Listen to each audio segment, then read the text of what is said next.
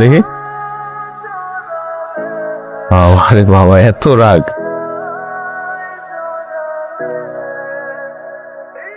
আমার হাত কেটে যায়নি, আমি হাত কেটে ফেলেছি। তুমি তো আমাকে সহ্য করতে পারো না, তাই মরে যেতে চেয়েছিলাম। বেঁচে যেহেতু গিয়েছি, আমি আর কখনো তোমার সামনে আসবো না। আজল কইরে? কাজল আপু তো রুমে দরজা বন্ধ করে বসে আছে। 2 মিনিটের মধ্যে ছাদে আসবে, 1 সেকেন্ডও যাতে দেরি না হয়। এই পাগলামির মানে কি কাজল? এত জেদ কেন তোর? ইচ্ছা করে পরীক্ষায় ফেল করছিস, হাত কাটছিস, এই পাগলামির মানে কি আমাকে বলবি? মেয়ে মানুষের ইমোশন কি বোঝো তুমি? আমি বুঝতে চাই না, তোর এই ধরনের ফালতু ইমোশন বুঝতে চাই না। হ্যাঁ ফালতু, তোমার জন্য সারাক্ষণ অস্থির থাকা। এই পাগলামির কারণে আমাদের ফ্যামিলিতে একটা বড় সড়ো ঝামেলা হবে। হলে হোক, সমস্যা আমার সমস্যা নেই সবার সামনে বলতে যে আমি তোমাকে ভালোবাসি। তোর যা ইচ্ছা কর, তোর যা ইচ্ছা কর।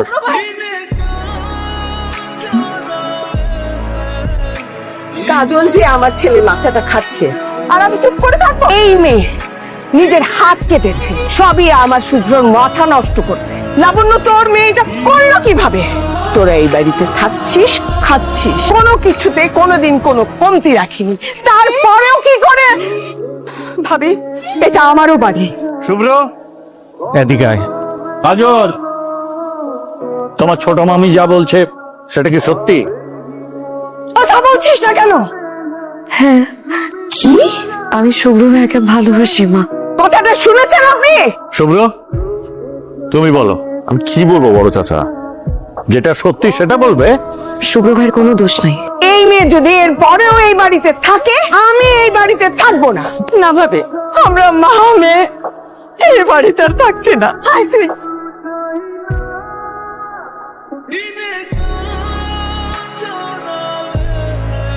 ফুপু কেমন আছো? শুভ্র দুই। কাজল আছে? কাজলকে একটু ডাকো না। কাজল কি দরকার? একটু ডাকো না প্লিজ। কাজল নাই, তুই চলে যা।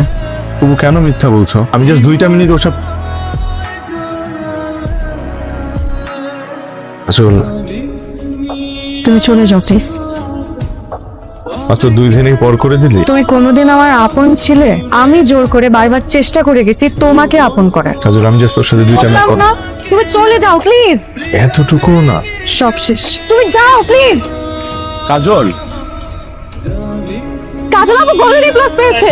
এখন তো ভালো রেজাল্ট করবেই, ইচ্ছে করে ফেল করে তার কোনো লাভ হয় নাই, তাই না? কাজলকে নিয়ে কথা না বললে নয়। আই শুভ্র, কাজল তো ফাটায় দিছে। আমি ইউনিভার্সিটি অফ মেলবোর্নে ফুল স্কলারশিপ পাইছে।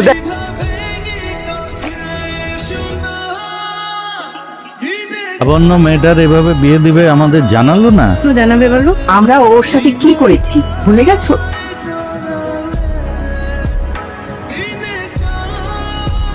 তোমরা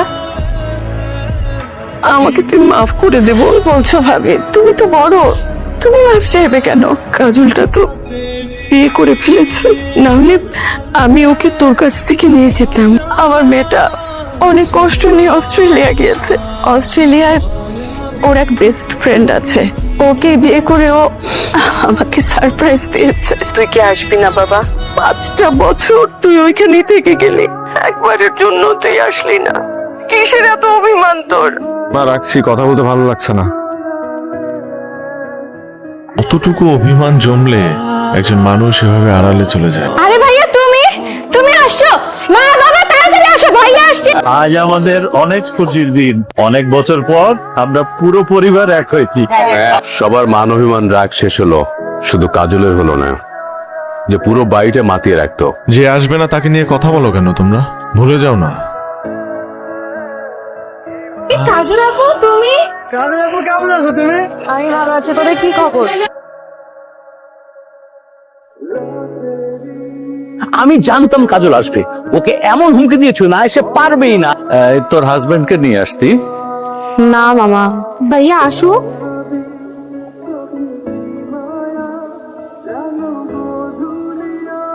কাজল, একটা মোমবাতি নিয়ে আয় তো।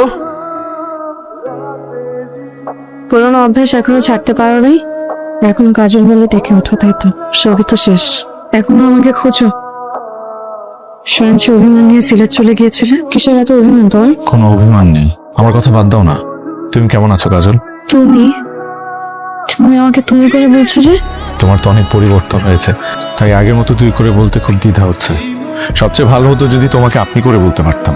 বিয়ে করো না কেন এখন? অপেক্ষায় ছিলাম একজনের। তোমার সেই প্রীতির? না, তোমার।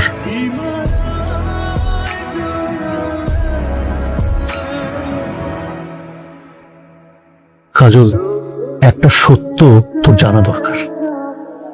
কি সত্য? আমি একটা জিনিস খুঁজে পেয়েছিলাম, কি জিনিস হিমু ভাই? শুভ্র রুমে পেয়েছিলাম। কেন জানি মনে হচ্ছে তুই বিয়ে করিসনি।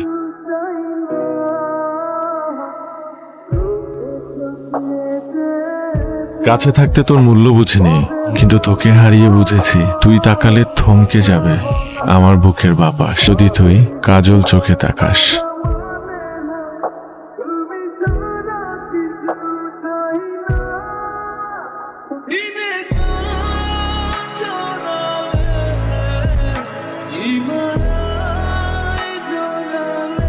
কাজল ছাড়ো, সবাই তাকিয়ে আছে। কি আশ্চর্য, তুমি একটা ম্যারিড মেয়ে হয়ে এভাবে নির্লজ্জের মতো। কিসের ম্যারিড? আমি শিওরও বিয়েই করেনি। মানে হিমু ভাই যা বলছে তা কি সত্যি? তুই বিয়ে করিসনি? তুই তো আমাকে বলেছিলি তোমার যন্ত্রণা থেকে বাঁচার জন্য মা, নিরিবিলি যাতে একটু শান্তিতে থাকতে পারি। বিয়ে করিনি আমি।